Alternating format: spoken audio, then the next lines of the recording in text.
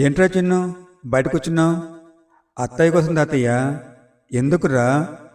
ఈరోజు మా క్లాసులో మా మాస్టారు ఒక తమాషైన ప్రశ్న అడిగారు. ఏం ప్రశ్నరా? మనుషులు ఎన్ని రకాలు అని ఎవ్వరూ చెప్పలేకపోయారు, నాతో సహా. అందుకే అత్తయ్య కోసం ఎదురు చూస్తున్నాను.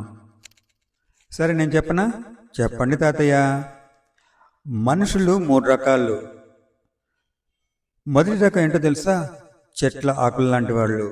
వీళ్ళు సీజన్ ప్రకారం వస్తూ ఉంటారు, పోతూ ఉంటారు. వీరి మీద మనం ఆధారపడలేము.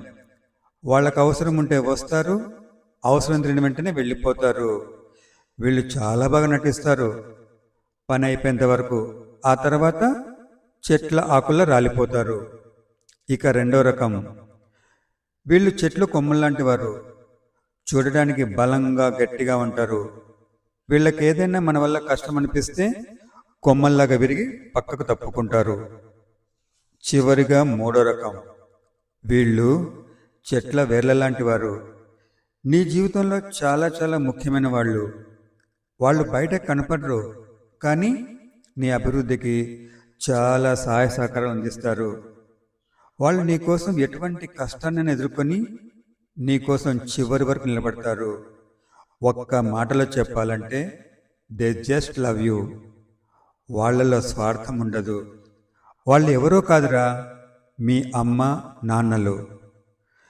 అందుకే మన అమ్మా నాన్నని మనం చివరి వరకు జాగ్రత్తగా చూసుకోవాలి. బాగుంది తాతయ్య.